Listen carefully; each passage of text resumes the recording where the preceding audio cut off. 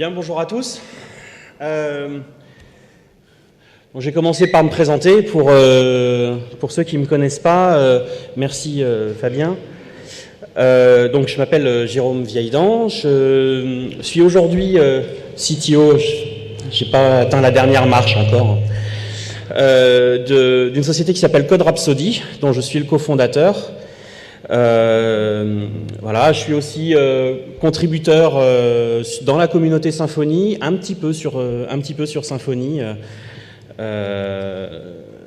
Non, voilà, on n'est pas encore là. Et donc vous pourrez me retrouver sur Twitter et après aussi pour discuter. Surtout, s'il vous plaît, pensez à donner du feedback sur Joined-in, que ce soit pour cette présentation ou celle de tous les autres, c'est important pour pouvoir s'améliorer. Merci par avance. Alors, on va parler d'architecture. D'abord, avant de penser à de l'architecture logicielle, l'architecture, c'est quoi? Alors, notre super encyclopédie Wikipédia nous dit que l'architecture est l'art majeur de concevoir des espaces et de bâtir des édifices en respectant des règles de construction empiriques ou scientifiques, des concepts esthétiques classiques, etc., en y incluant des aspects sociaux et environnementaux liés à la fonction de l'édifice, à son intégration dans son environnement, quelle que soit cette fonction. En général, quand on parle d'architecture, sans parler d'architecture logicielle, on s'attend à des choses comme ça. Des bâtiments qui ont du cachet, des bâtiments peut-être plus classiques, avec une certaine recherche de l'harmonie. Alors je suis de Lyon, oui, je sais, on m'a reproché de ne pas avoir mis Notre-Dame de Fourvière, hein, je suis désolé, j'ai pris ce que j'ai trouvé sur Flickr. Ok, très bien. Le point commun là-dedans, c'est, on y reviendra, c'est une recherche de l'harmonie, de la stabilité.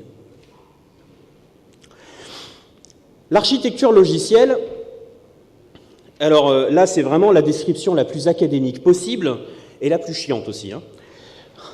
Donc ça décrit alors d'une manière symbolique, schématique, des différents éléments d'un ou plusieurs systèmes informatiques, leurs interrelations et leurs interactions, et contrairement aux spécifications produites par l'analyse fonctionnelle, le modèle d'architecture produit lors de sa phase de conception. Et surtout, en fait, bon, je ne vais pas lire tout ça, parce que sinon demain on y est encore, mais c'est surtout décrire le comment. Pas le quoi faire, qui est censé être défini par la MOA, aidé par les chefs de projet en particulier. Nous, on va s'attacher plutôt au comment. C'est aussi pour ça que demander à un développeur, même senior, de devenir chef de projet, c'est mélanger le quoi et le comment, en fait. C'est pour ça que c'est complètement idiot. Alors, je vous vois venir d'ici. Hein. Ça y est, je le vois venir. Il va nous endormir avec des modélisations conceptuelles de données Meurize, de l'UML. Je ne fais pas du Java, moi. Et puis, franchement, je ne vois pas l'intérêt dans un projet web. C'est trop lourd, tout ça. Enfin, oui, c'est vrai que Meurize, UML, alors, ce sont des choses qui sont utiles. Mais rassurez-vous, je ne vais pas vous barber avec ça. Non, en fait, ce qui est important, surtout, c'est que le but de l'architecture logicielle, c'est d'éviter que nos projets web ressemblent à ça. Tous les projets web sont concernés, tous. Les sites, les petits sites, les portails, les API, les middleware, les sites de e-commerce, etc. J'imagine que ça vous est arrivé déjà de tomber sur des projets qui ressemblent à peu près à ça. Mentez pas, hein, je sais que c'est vrai. Bon. Alors, pour l'architecture, dans l'architecture classique, donc ça suit un certain nombre de normes. On appelle ça, en architecture classique, des ordres d'architecture. Ici, on voit du dorique, du ionique, du corinthien, alors c'est super. Chacun a un objectif, que ce soit dans ses proportions ou dans ses ornementations. Alors par exemple, le dorique c'est ça. C'est la robustesse, la force que l'on retrouve, que les Grecs en particulier pensaient voir plutôt dans le corps de l'homme. Le ionique, qui est celui-ci, la délicatesse du corps de la femme, et le corinthien, qui est une forme d'androgynie, on va dire. Alors, il s'agit d'interprétations symboliques, mais qui donnent une orientation aux édifices. Ben, pour l'architecture logicielle, c'est le même principe. On a aussi des ordres d'architecture. Ça ressemble à peu près à ça. L'évolution, je remercie d'avance Hamida Rebaï, qui est une femme tunisienne, membre de la communauté .NET tunisienne. Vous pourrez lire sur son blog, c'est un article très intéressant sur lequel, c'est cette image qui a circulé notamment sur Twitter. Alors, dans les années 90, on aimait bien les spaghettis. C'est vrai, c'est bon les spaghettis. C'est super bon, mais on s'en fout partout. Puis ça ne tient pas en place. C'est la solution de facilité, c'est le chemin le plus facile, le plus rapide, qu'en dirait Maître Yoda. En gros, pourquoi beaucoup de développeurs s'orientent là-dessus, c'est parce que on a juste à faire du trial and error, quoi. On met des var dump un peu partout, x debug nulle part, c'est même pas, enfin, on l'oublie, et au final, on arrive à quelque chose souvent très difficile à maintenir et qui a du mal à tenir debout, à terme.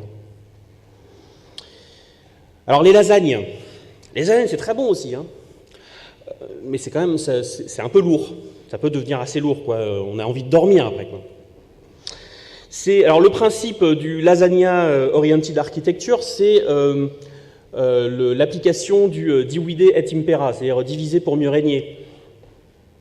Chaque couche est indépendante, ça devient plus maintenable, donc on a des responsabilités qui vont être plus mieux définies. Mais ça devient vite indigeste et très lourd. Qui a dit Java? Oui, mais du Java des années 2000. Hein. C'est des choses qu'on retrouve encore souvent. Alors nous, on critique Java. La communauté Java nous critique beaucoup. En fait, si vous regardez bien, PHP ressemble beaucoup à Java aujourd'hui. Hein. Et puis, les raviolis. Hier, on a eu un talk sur les microservices. Donc on est aujourd'hui dans l'ère de l'architecture orientée ravioli. Alors c'est super bon, mais on n'en a jamais assez. J'ai écouté le talk de notre ami, j'ai oublié le prénom, pardonnez-moi, de Mythique, que je vois d'ailleurs, en face de moi. C'est la même chose pour mes amis d'M6 Web. C'est super, on découple beaucoup de choses. Mais ça peut aussi devenir un anti-pattern à un moment donné, c'est-à-dire que il y en a tellement de choses que ça devient difficile à agréger. Alors la suite, c'est quoi? Peut-être probablement l'architecture orientée pizza, je ne sais pas trop encore ce que c'est. PHP a encore beaucoup cette image de spaghetti. C'est-à-dire une incohérence, c'est pas pro, etc.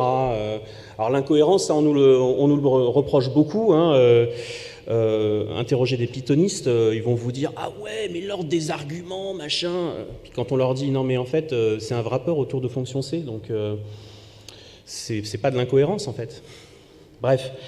Le langage, en fait, n'a plus vraiment cette incohérence depuis longtemps, mais on n'invitera jamais les trolls. En fait, il nous appartient de changer cette image. C'est là où je veux en venir. Et Symfony y contribue très largement. Et ça, d'ailleurs, ça déplaît aux trolls. Faut pas les nourrir, mais bon, j'aime bien en citer quelques-uns que j'ai pu lire sur le net, que ce soit sur Twitter ou dans des commentaires d'un célèbre site de tutoriel. Ouais, Symfony, j'ai toujours considéré que c'était d'une complexité outrancière pour vendre de la formation. Ou Laravel, c'est quand même vachement mieux. On leur dit que Laravel est basé sur Symfony. Bref. L'idée, surtout, c'est de trouver le bon équilibre. La vérité, alors c'est un peu un aphorisme comme ça, la vérité dans le vide médian. C'est-à-dire, entre tous ces éléments-là. Le code spaghetti, bien sûr, il faut éviter pour avoir rendre vos projets pérennes, mais c'est parfois quand même assez utile. Rester agile dans tout ce qui est proposé. D'où l'intérêt, d'ailleurs, des méthodes agiles qui connaissent un regain d'intérêt, parce qu'on n'invente rien. La méthodologie agile, elle date des années 70. Et PHP nous offre une réelle souplesse. Et c'est d'ailleurs un de ses meilleurs atouts. Alors utilisons-le, utilisons cette souplesse. Mais dans quel but? Quel est le but de l'architecture logicielle? Pourquoi architecturer nos projets? C'est de rendre l'édifice solide. Ah, tiens, solide. Est-ce qu'il y en a pour qui ça parle, ça? Ah, quand même. Je suis bien content. Alors donc, si je vous demande ce que veut dire le S, vous le savez tous? Single Responsibility Principle. Le O, Open Closed Principle. Le L, Liskov Substitution Principle. Le I, Interface Segregation Principle. Et enfin, Dependency Inversion Principle. Alors, certains sont plus explicites que d'autres. C'est bien de les connaître, mais là où ça devient compliqué, c'est de les appliquer.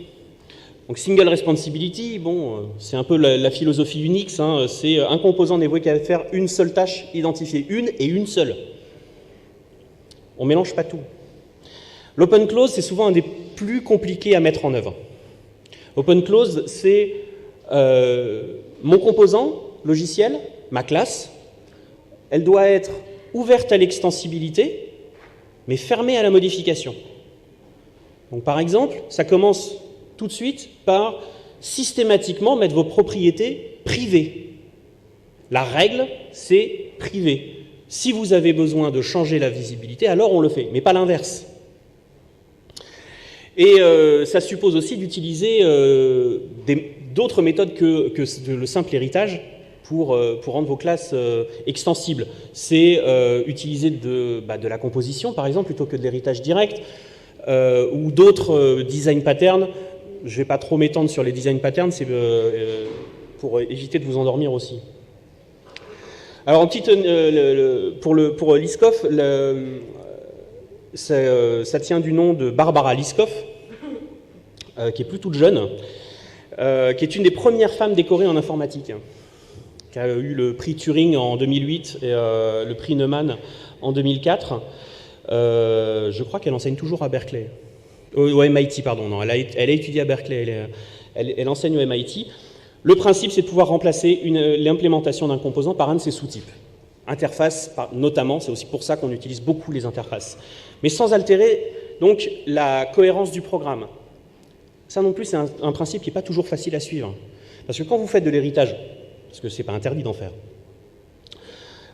prenez garde aux exceptions. Si vous héritez d'une classe, du kernel Symfony, par exemple, et que cette classe est documentée pour envoyer des exceptions dans certains cas, n'oubliez pas que votre sous-classe à vous, votre sous-type, doit aussi le faire pour garder une cohérence dans le programme. C'est ça la substitution de Liskov. L'interface segregation, est-ce que vous saurez me donner un exemple de ségrégation d'interface? Dans Symfony, il y a un des meilleurs exemples, j'en ai même deux, c'est le routeur interface. L'interface segregation, c'est quoi? C'est de préférer les petites interfaces spécifiques plutôt que de grosses trop générales. Alors, prenons le routeur. on a souvent tendance à se dire, bon, j'ai besoin de générer un lien, je vais m'injecter le routeur. Ben non, en fait, le routeur interface, il hérite, cette interface hérite de URL générateur interface et de URL matcher interface. Donc en gros, pour faire une bonne ségrégation, alors, enfin bon, on est d'accord, on parle d'interface, hein, la ségrégation c'est mal. Hein. On a besoin pour générer un lien de l'URL générateur interface. Et si on a besoin des deux, on va, dans ces cas-là, injecter routeur interface. L'inversion de dépendance, un autre des plus complexes à mettre en œuvre aussi et à comprendre, c'est de se dire on dépend d'abstraction et non d'implémentation, notamment au niveau des couches basses. Et en gros, souvent, quand on démarre un projet, on se dit « Ah ouais, je vais avoir besoin d'une base de données, il me faut du master slave. Ah oui, il va falloir du cache, alors je vais mettre du varnish. » quand il est envisagé.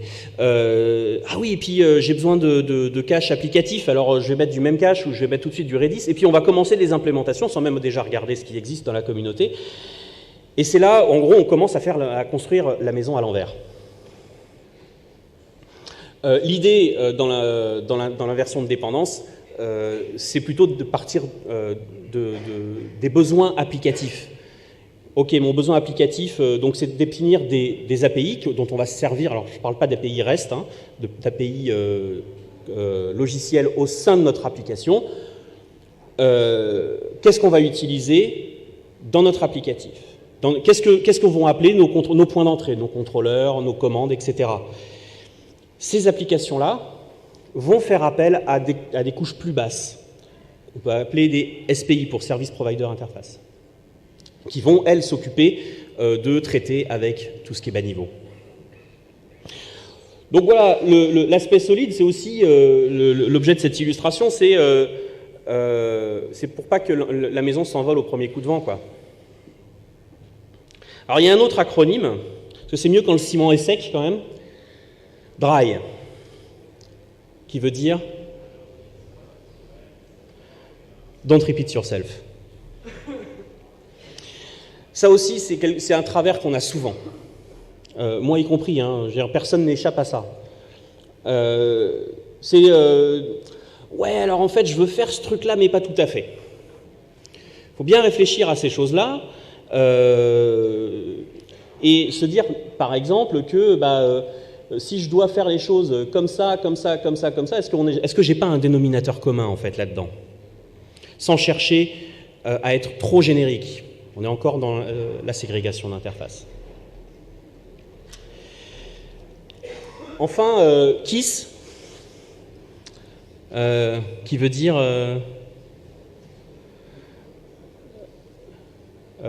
Keep it stupidly simple. Donc, ça parle tout seul. On travaille tous au sein d'équipes où on a des développeurs juniors, des développeurs plus seniors, avec des team leads. Tout ce petit monde a besoin aussi des choses simples à comprendre. Dès l'instant, je vais vous montrer du code juste après, où on a du code complexe, ça devient tout de suite difficile à expliquer, difficile à maintenir. Restons simples. Restons simples. Alors voyons un petit peu de code. Ça, c'est du code à refactoriser. Ça, c'est du code qui vient d'un projet d'une grande banque, qui est aujourd'hui en production. Alors, il s'agit ici d'un contexte. On a besoin de récupérer des contextes qui viennent de différentes applications, parce que comme on est dans une banque, il y a la partie transactionnelle, il y a tout ce qui était le portail qu'on a migré, qui a encore des bouts à droite et à gauche, et notre portail. Donc, on va faire un contexte utils avec des méthodes statiques. Je vous laisse admirer le truc. Ce qu'on peut voir surtout là-dedans, c'est que, on n'y comprend pas grand-chose au premier coup d'œil. 2, on utilise des super globales. Aujourd'hui, ça pique un peu quand même. Ça ne veut pas dire que c'est interdit, mais on prend des risques en faisant ça. 3, donc on viole les couches. Et 3, on a une complexité quand même qui est très importante. On a des boucles dans tous les sens. Enfin, là, on n'en voit qu'une seule. Je ne pouvais pas tout vous montrer. Et des conditions dans des conditions, etc. Pour boucler sur des paramètres, de préférence statiques, parce que sinon, c'est pas drôle.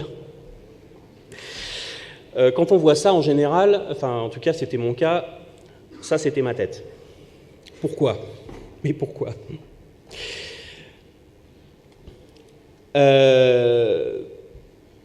Alors, pour mettre un jour un contexte, ou un élément du contexte, on avait ça. Je vois un set cookie, oula, on est typiquement dans la violation du dé de solide. On viole les différentes couches. OK. Et puis on voit qu'on a du mapping à faire. Très bien. Du formatage. Alors le formatage avec plusieurs boucles, du continue 2, etc., avec des regex. Et puis juste un commentaire très utile qui nous dit qu'on formate les paramètres. Ça me rappelle cette image, je ne l'ai pas retrouvée au moment de faire ces slides, où on voit, c'est un petit strip qui montre un mec qui peint partout. Sur la porte, c'est marqué The Door. Sur le chien, c'est marqué The Dog. Voilà, c'est un peu ça. Et on a en plus de la logique métier. Et OK. Puis après tout, les booléens, c'est trop has-been, c'est très surfait. Et enfin, on met à jour vraiment le contexte. Avec une logique qui m'échappe un peu, c'est-à-dire qu'avec des fonctions de tableau qui sont... alors c'est très utile les fonctions de tableau, mais quand on manipule du ERIntersectKey, du EREmerge, du EREMap, tout ça en même temps pour finir avec un set cookie, on se dit « je dois maintenir ça, moi ?» Bon. Alors, la conclusion là-dessus, pour ces morceaux de code, c'est est-ce qu'on respecte single responsibility là-dedans? Clairement, non. Le code fait un peu tout et n'importe quoi. On l'a vu, il faut faire du formatage, il faut utiliser du code métier, etc. Est-ce que c'est open close? Je ne le vois pas vraiment ouvert à la modification, à l'extension. À la modification, j'en parle même pas. Heureusement que non, pour le coup. Est-ce qu'on peut substituer des éléments? J'ai pas vu d'interface, j'ai pas vu de... Enfin, on peut passer des arguments, mais c'est pas vraiment applicable en l'état, encore moins pour la ségrégation d'interface, parce qu'il y en a même pas d'interface. Et l'inversion de dépendance, clairement pas. On a une violation des couches de cette cookie et les super globales, comme on a vu. Alors, j'ai retrouvé les plans. Voilà, j'ai trouvé les plans. Du coup, j'ai cherché l'architecte, je l'ai trouvé. Malheureusement, ce numéro ne répondait plus. Bref, les conséquences de tout ça, c'est que, 1, on a une complexité qui est très importante. 2, une maintenabilité difficile, voire impossible. Est-ce que parmi vous, vous avez déjà eu à maintenir du code de ce style? Oula. Bon, je m'en doutais. Je parle même pas de l'évolutivité, qui est très risquée, voire en fait, on va éviter de toucher à ces trucs-là, hein, mais le jour où on doit le faire, on met un petit patch et puis ça pète à côté, quoi. On a un code qui est très compact, mais on a une complexité cyclomatique, je me suis amusé à la calculer avec PHP-Lock. On a un indice de 48 en complexité cyclomatique, c'est énorme. C'est énorme. Donc la complexité cyclomatique, ça va mesurer en fait les niveaux comment dire, au niveau des conditions imbriquées, etc. Et enfin, une formule très savante pour le calculer. Alors, et surtout, la plus grosse conséquence, c'est quoi? C'est la dette technique. Ça, c'est encore un coup des Illuminati. Alors, pourquoi je parle de la dette technique ici? Parce que la dette technique, elle est inévitable dans un projet, quel qu'il soit. Mais cette dette technique, ici, qui est très très importante, eh bien, au final, ce n'est pas juste un concept abstrait. Alors, il y a Gartner, qui est un célèbre cabinet d'expertise américain, qui a estimé en 2010 le montant de cette dette technique globale, c'est 500 milliards de dollars. En 2010. Ils estimaient qu'elle allait doubler en 5 ans. Alors, il n'y a pas de chiffre de chiffres, de nouvelles évaluations. Mais en général, quand on dit « Ah ouais, mais non, mais il n'y a pas besoin de faire de l'architecture, de prendre le temps de faire les choses », on peut répondre « Ouais, bah alors la dette technique, au final, on va y perdre de l'argent si on en a, si on la maîtrise pas. Alors bon, ok, une banque, elle s'en fout un peu. C'est bon, c'est eux qui l'a créé l'argent, c'est eux qui l'a créé la dette. Donc voilà. Mais en gros, l'idée de la dette technique, c'est que plus on néglige la conception, et plus les intérêts vont augmenter. Et les intérêts, c'est quoi? C'est l'instabilité du code, c'est des corrections qui introduisent des régressions, c'est une évolution qui est très limitée, on l'a vu. Alors du coup, qu'est-ce qu'on fait quand on a des choses ou des verrous un peu partout? On essaye de les faire sauter pour pouvoir faire évoluer les choses. Combien de fois on peut utiliser Reflection, par exemple, pour rendre publique une propriété privée? Mais la dette peut aussi être contrôlée et maîtrisée. C'est-à-dire que de toute façon, elle est inévitable. Donc on peut se dire, OK, on va créer de la dette technique sur ce sprint, parce qu'on a besoin d'aller vite, on a besoin de faire une première mise en prod. Très bien. Mais par contre, elle doit être remboursée tout de suite après. Donc ça veut dire qu'il faut refactoriser. C'est le but. Ici, la refactorisation. Il faut que j'accélère un peu. Nommer, c'est créer. Imaginer, c'est naître. C'est un petit clin d'œil à Fabien, qui adore les livres. C'est écrit donc, de Octavio Paz, qui était un poète mexicain, prix Nobel de littérature. Pourquoi je parle de ça? Parce que essayons de nommer nos concepts, c'est le principe du domain-driven design. Est-ce que parmi vous, il y en a qui l'appliquent au quotidien, le DDD? Ok, quasiment pas. Alors, on n'est pas obligé de l'appliquer vraiment de façon très stricte. Le but surtout du domain-driven design, c'est de nommer les choses, de les identifier et d'identifier leurs interactions. Là, qu'est-ce qu'on a? On a un contexte. On sait que ce contexte peut ne pas être unique. Alors ça, on ne le voyait pas dans le code que je vous ai montré. On sait aussi qu'il est lié à la request, on a un cookie, et qui doit être à la disposition du code métier. Très bien. Ces contextes contiennent des attributs qui sont des informations disponibles dans ce contexte, donc là en l'occurrence qui sont dans des cookies. Il est possible de mettre à jour ces attributs, de faire du mapping, du filtrage, et voire même appliquer des règles métiers. Alors en premier lieu, avant de refactoriser quoi que ce soit, avant de réécrire quoi que ce soit comme code, on définit déjà un contexte qui va être un value object, simplement, pas un service. Ces attributs vont être en quelque sorte les propriétés de cet objet, d'une certaine façon. On va avoir une context factory qui va construire ces contextes depuis la requête entrante, qui va elle-même appeler des builders. Ces builders, en fait, qui vont être... chaque builder va être associé à un contexte. Et enfin, on va avoir un context provider qui, lui, va être un service fournissant les contextes et les attributs, qui va faire un petit peu plus que ça, on va splitter en plusieurs interfaces. Concrètement, ça donne quoi? J'ai essayé de faire le plus simple possible. On a une requête entrante. Rappelez-vous, on a des cookies. OK, donc on commence par utiliser l'event dispatcher, le HTTP kernel qui utilise l'event dispatcher, et on va écouter la request entrante, avant le firewall. On va derrière déclencher donc la factory qui va appeler les builders et qui va retourner les instances de contexte. Le context provider, lui, va être peuplé dans le listener. Puis on continue. Du coup, ça veut dire quoi? Ça veut dire que on n'a plus besoin d'appeler les super globales. On ne va pas chercher ce qu'il y a dans le cookie. On le fait en une seule fois. Ensuite, quand on met à jour un contexte, on va faire appel, alors là, ici, c'est schématisé par le context provider, en réalité, c'est une autre interface.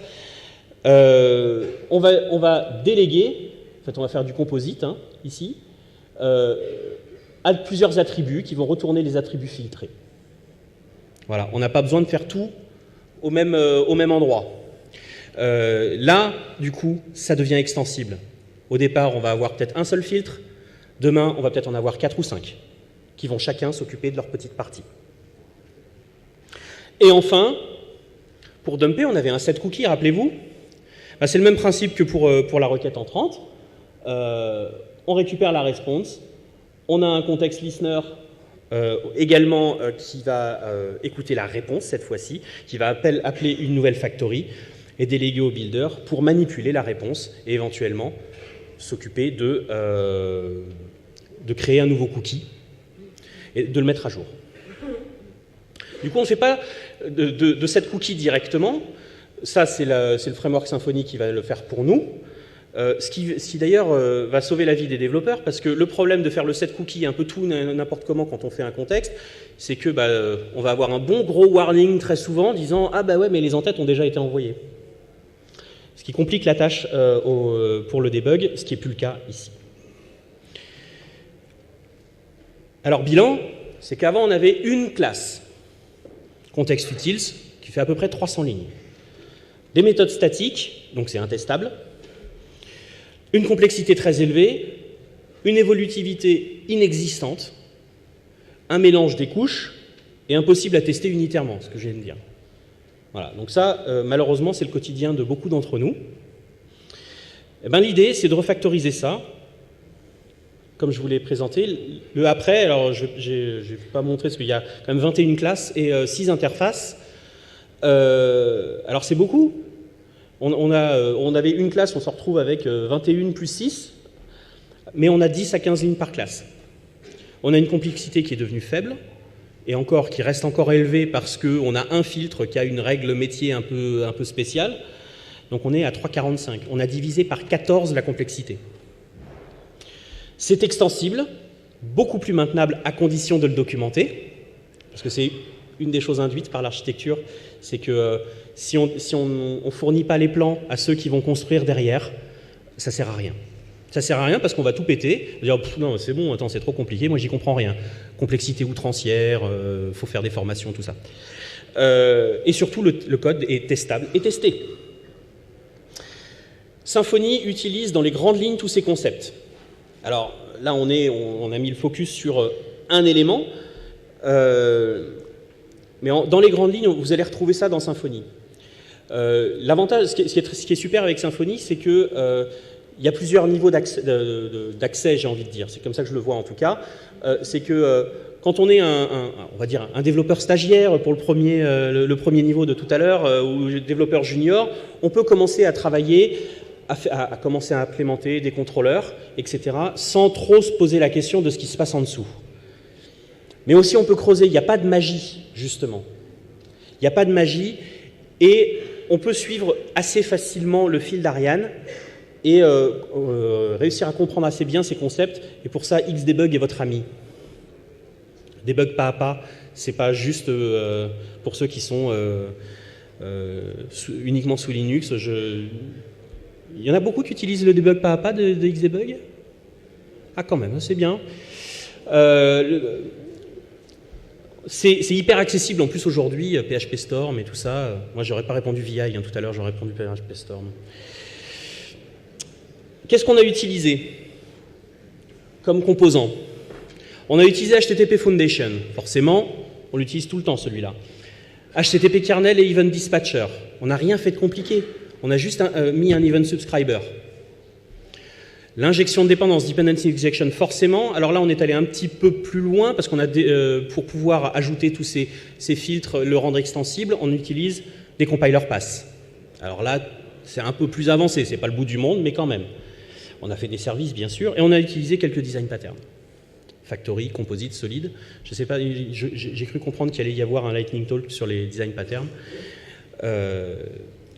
Voilà. J'en ai fini pour cette présentation de Refactoring Express. Est-ce que vous avez des questions? N'hésitez pas. Merci.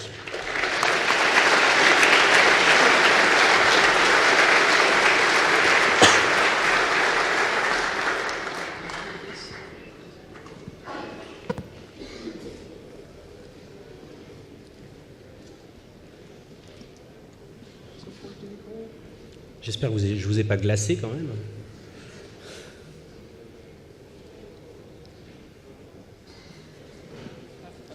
Ah, une question.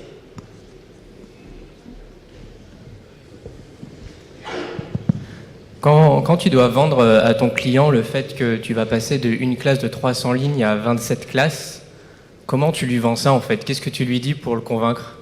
Pour qu'il comprenne que c'est bien? La première chose, c'est que je lui parle de dette technique. Je lui dis oui, c'est vrai, il faut. Alors là, pour vendre ce refactoring, il a fallu. Enfin, c'est tout un ensemble parce que là, c'est vraiment. C'est même pas le côté émergé de l'iceberg, c'est vraiment le sommet de l'iceberg, quoi. Mais de manière générale, c'est de dire. C'est comme les tests, c'est pas une option. Les tests fonctionnels, c'est pas une option. On investit au départ. On investit au départ, et que ce soit au client directement. Pas forcément le meilleur interlocuteur, mais plutôt, on va dire, à ceux qui travaillent avec nous sur le projet, que ce soit en agence ou autre, de se dire, voilà, le projet, on va le faire comme ça, on va prendre beaucoup de temps au départ pour faire l'architecture technique, mais c'est un investissement qui va nous permettre de faire gagner du temps sur la recette, par exemple, derrière. De la même façon que pour les tests, si on a une architecture qui tient la route comme ça, derrière, on va être capable de le tester et d'être sûr de ce qu'on va livrer. C'est en général à peu près ce discours que je tiens. Les gens comprennent. Ça marche ou pas? La plupart du temps, ça fonctionne. Et quand ça ne fonctionne pas, je le fais quand même. Ouais, bonjour. Moi, j'avais pas pris la même question, mais c'est plus avec ton équipe de développeurs, comme tu disais, avec peut-être un niveau hétérogène, avec des débutants, des plus seniors. Quels sont tes arguments pour les encourager dans cet axe de développement-là? Alors là, je te vois pas. Je vois pas où tu es. D'accord, merci. Alors, déjà, il faut qu'on puisse avoir une équipe hétérogène. Une des choses que je voulais dire aussi, c'est qu'on ne peut pas non plus blâmer les développeurs d'avoir fait des trucs comme ça. C'est que souvent, en fait, on a manqué d'un lead, on a manqué d'un expert. Les arguments derrière, c'est de tirer vers le haut, simplement. De se dire, oui, c'est pas forcément très simple, mais je vais te produire de la documentation qui va être claire, et je vais former au fur et à mesure. Et au final, ça va passer tout seul. C'est-à-dire que d'expliquer simplement les contextes, ces choses-là, c'est un peu comme dans le monde scientifique. C'est-à-dire que si on n'est pas capable de vulgariser, on n'est pas un scientifique. C'est un peu le même principe. On explique les choses simplement, on va faire, même quitte à faire des schémas comme ça, et les choses se font tout seuls. Il n'y a pas vraiment d'argumentation à faire, c'est vraiment de faire un véritable accompagnement et d'essayer de se mettre aussi à la place des gens. Donc c'est plus un travail de l'architecte, des développeurs qui sont plus seniors, d'accompagner, plutôt que l'inverse, de eux de s'adapter. Merci.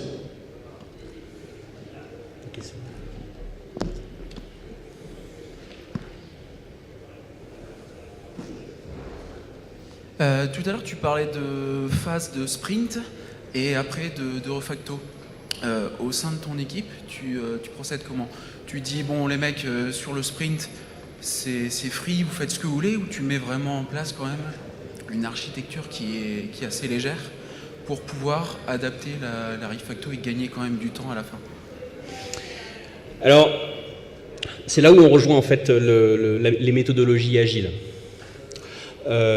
C'est pas toujours facile à mettre en place, parce que beaucoup de clients ont encore le cycle en V en tête, où on fait tout d'abord et puis ensuite on design tout et ensuite on fait.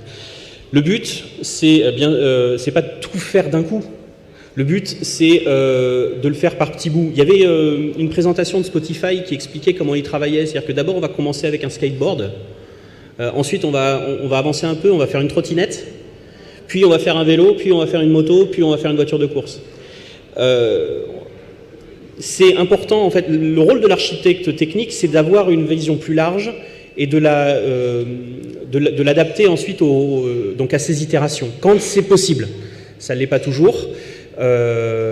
C'est un peu l'application de l'extreme programming plus que de Scrum, et vraiment toujours en refactorisation permanente.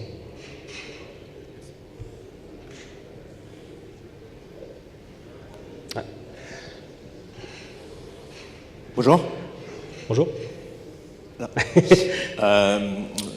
Ma question c'était, à la suite de ce refactoring, comment est-ce que tu as pu t'assurer que tu n'avais aucune régression, vu que le code à la base n'était pas testable et qu'il y avait des ifs dans des ifs qui géraient probablement des edge cases. Vu que tu n'avais pas de test de départ, comment tu peux t'assurer que tes tests à la fin, ils gèrent tous les cas de figure?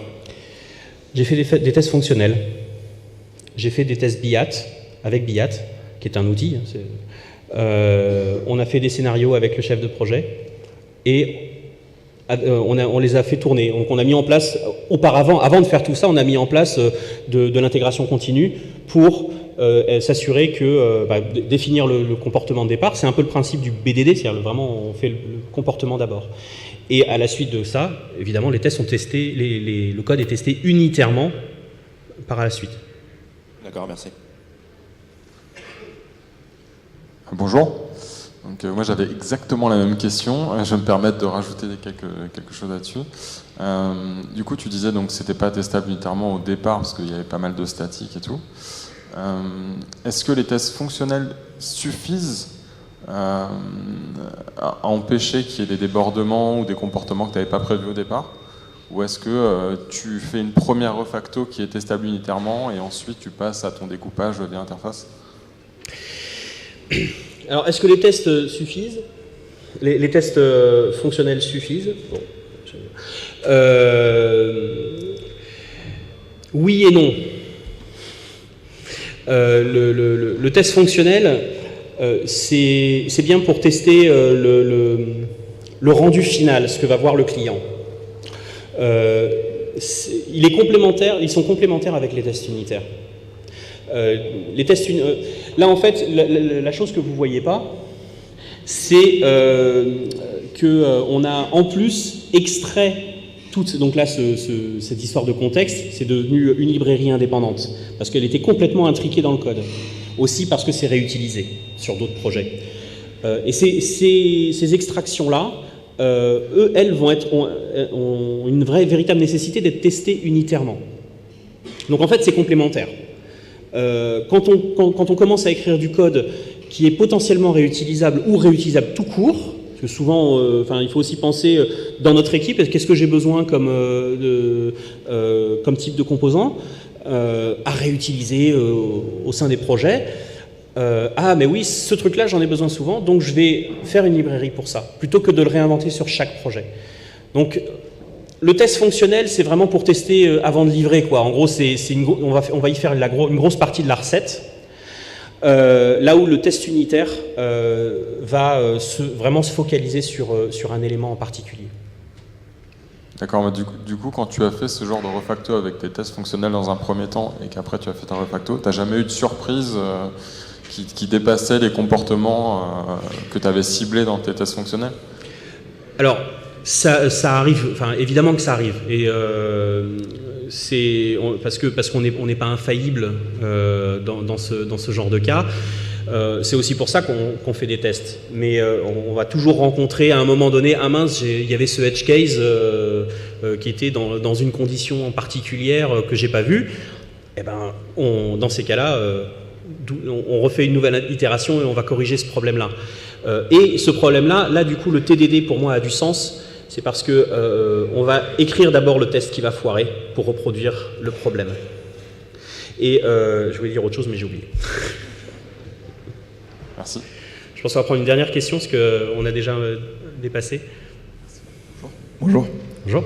En fait, j'aimerais savoir comment est-ce que vous faites la balance entre les features qui doivent sortir dans un sprint et du coup les refactos qui doivent être faits. Vous avez des tâches séparées de refactos et des tâches séparées de features et que vous essayez de rentrer à chaque sprint ou vous refactorez au fil de l'eau, sachant que cette solution peut engendrer derrière que les features prennent beaucoup de temps parce qu'avec du code spaghetti, comme vous le disiez, une feature, on veut refactorer une petite chose et finalement ça part sur un refactor géant qui peut retarder la feature du coup.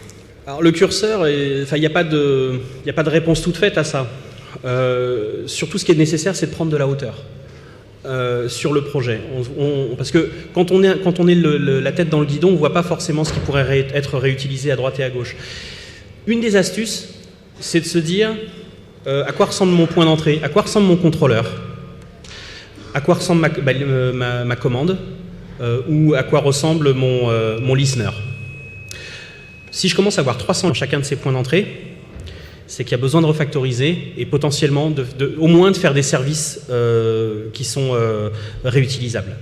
Donc c'est une des astuces, mais il faut voir aussi ces besoins récurrents en termes de projet, c'est-à-dire quand on travaille en agence en particulier ou quand on travaille chez un client final, qu'est-ce que je vais avoir à réutiliser? Est-ce que je peux mutualiser mes entités doctrines, par exemple, c'est ce que fait M6 Web, dans un repos à part. Voilà. Donc ça demande forcément de prendre de la hauteur. Merci.